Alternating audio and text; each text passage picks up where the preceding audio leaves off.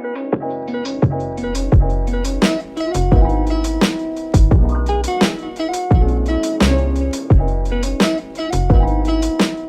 I think you guys have already heard about the new and up and incoming Nvidia RTX 50 series graphics cards. And a lot of people, and myself included as well, when I first heard that these were coming, I actually expected a lot from Nvidia. I expected that Nvidia was going to deliver a great graphics card, especially seeing their competition now that they have Intel and AMD has sort of stepped down, but they're still making great graphics cards as well. And then especially Intel as their main competition now, especially with the new B generation of graphics cards that came out from Intel. And I really thought that due to all of this new competition that Nvidia would try their best and they would try to make an all-out top of the end card, which would be the best card from any of their generations so far. But it seems that not only I, but also everyone else that believed in Nvidia have been absolutely scammed and lied to, because clearly Nvidia is not doing that. And after the newest presentation of the Nvidia RTX 50 series graphics cards, I have to say that I'm very, very disappointed. And today I'm going to explain to you guys why I'm very disappointed and just overall in general what I expect and some other info as well. So without further ado, let's just get started with the first point as to why I'm disappointed, and that is the overall specs of these graphics cards. The specs of these graphics cards are just bad. Like in it of themselves, the specs aren't bad, but when you think about it, when you start to think about it a lot more, you can clearly see that for a new generation of Nvidia cards, a 50 series generation, probably one of their most decisive generations so far. I'm saying this because of all the recent competitions and newly released amazing graphics cards to the market. You'd think that Intel would release graphics cards which have great specs, and well, in it of themselves, these specs are not bad at all. For a 50 series Nvidia GPU, they are absolutely bad. They are bad. And a lot of people will defend Nvidia by saying that, oh, but they've improved the DLSS and the ray tracing. Okay, yeah, that's cool, but like, at what cost did they upgrade the DLSS and ray tracing on those cards? Yeah, at the cost of literally tons of VRAM and other improvements as well, which they could have done. Like, I genuinely believe that what Nvidia has done here was they have just taken a 40 series graphics card, heck, even a 30 series graphics card, and they've just upgraded the DLSS and ray tracing capabilities of it. That's it. That's literally it. That's it. That's literally it. There is quite literally nothing else to these graphics cards. You think that these graphics cards would have at least some other special feature or anything similar to compensate for the lack of VRAM and improvements and fixes and so on and so forth. But no, they have lowered the VRAM. They haven't really done a lot of improvements or other changes or fixes or anything similar, while at the same time pricing the card at around $600 to $700, which is definitely a fake price. The price will definitely rise by like two or three times throughout the next few weeks as the card releases. And not only that, but from what I could tell, this card uses a lot of electrical power, and I mean a lot of electrical power. And now tell me, would you pay for a Intel B580 graphics card, which has tons of VRAM, loads of amazing features, loads of amazing improvements from their past generation for a measly $200? Or would you buy an Nvidia graphics card which does not run efficiently, which has lower VRAM, or at least low VRAM, which uses way more power, or is just overall not that efficient, or which is basically just not that efficient as it should be, and just with not that much of improvements or fixes for $700? Tell me, which one would you buy? Just tell me. I think the answer is pretty obvious.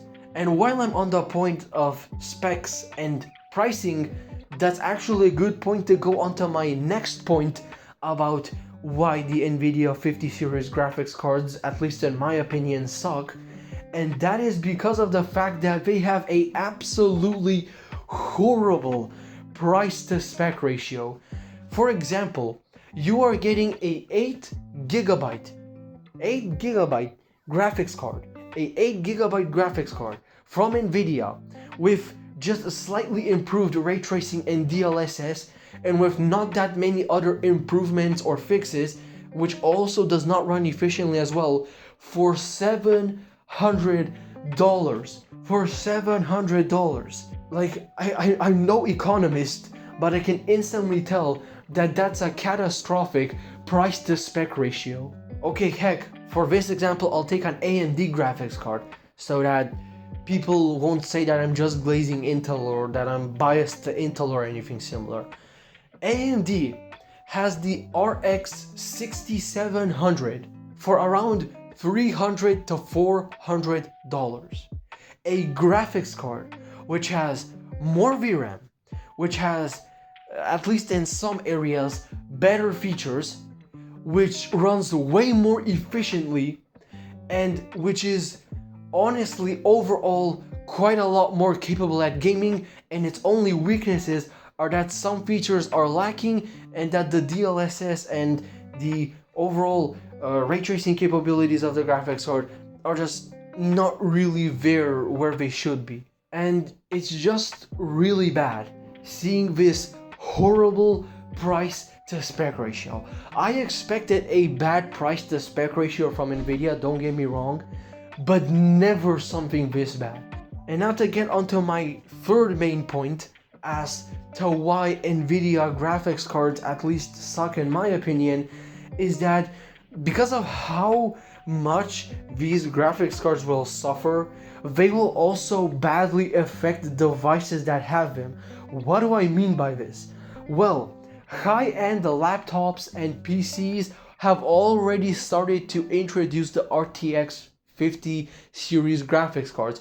For example, the latest and most powerful XMS laptops, which were presented at CES, which were presented at the latest CES meeting, have the 5070, 5080, and 5090 graphics cards inside of them, which is really bad. Now, why am I saying this? You have a graphics card which has a horrible price to spec ratio and which is just a modified 40 or even a 30 series graphics card with just a few more extra features added to it in a laptop which is supposed to be your newest and latest product. Like, I'm sorry, but it's just disappointing. Like, it's not even bad, it's just disappointing. Like, it's bad and disappointing at the same time. It's bad for the company because then a lot of people will get mad due to the forced upon price to spec ratio that the company will have to set. And not only that, but this will also be just sad in general for the community. I mean, imagine having to pay like $1,500, $2,000, maybe even more dollars for a laptop which has a 5090, 5080, 5070 or whatever other 50 series graphics card inside of it. It's just absurd. It's like paying $5,000 for the GTX 1660 Super TI edition or OC edition, whatever it's called, in 2025. Like the graphics card in and of itself is great. It has great specs, but the price is too high. The price is way too high. Similarly here with Nvidia as well. The specs aren't even great. The specs are like alright. They aren't even great or good. They're alright. They're just alright. And the price is absolutely absurd. So yeah, those were my main points as to why Nvidia GPUs absolutely suck. And now we're going to shift onto the next part of this video, which is what I think the future for Nvidia will be. Well, it's not really certain and I can't really say anything for sure, but there's quite a few paths that Nvidia could go down on. There's one path where Nvidia just continues to go like this and just destroys itself, just keeps on destroying itself further and further. And there's also another ending where Nvidia hopefully realizes its mistake, improves on the 5090, or at least learns from its mistakes from the 50 series, and then transfers that to the 60 series cards, where they'll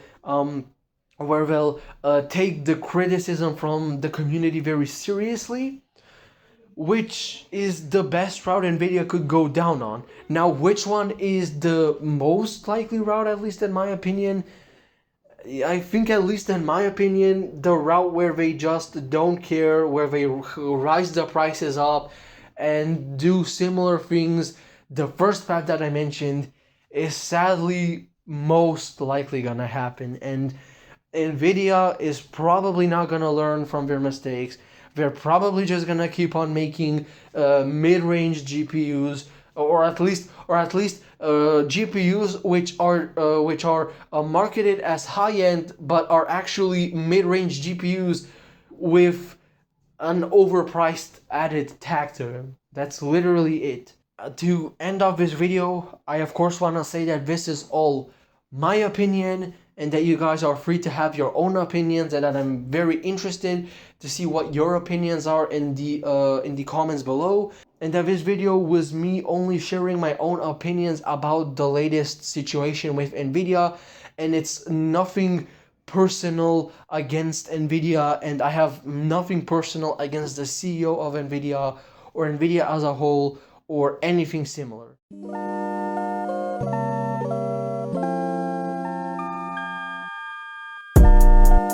Swag.